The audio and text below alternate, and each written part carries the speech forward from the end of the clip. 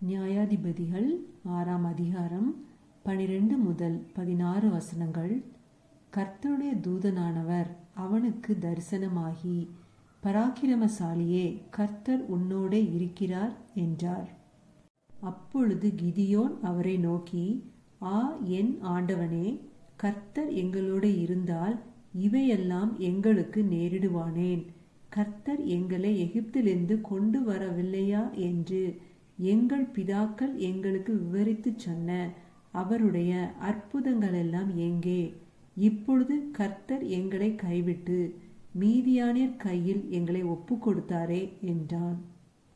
அப்பொழுது கர்த்தர் அவனை நோக்கி பார்த்து, உனக்கு இருக்கிற இந்த பலத்தோடே போ, நீ இஸ்ரவேலை மீதியானியரின் கைக்கு நீங்களாக்கி ரட்சிப்பாய், உன்னை அனுப்புகிறவர் நான் அல்லவா என்றார். அதற்கு அவன், என் ஆண்டவரே, நான் இஸ்ரவேலை எதினாலே ரட்சிப்பேன்? இதோ, மனாசேயில் என் குடும்பம் மிகவும் எளியது, என் தகப்பன் வீட்டில் நான் எல்லாரிலும் சிறியவன் என்றான்.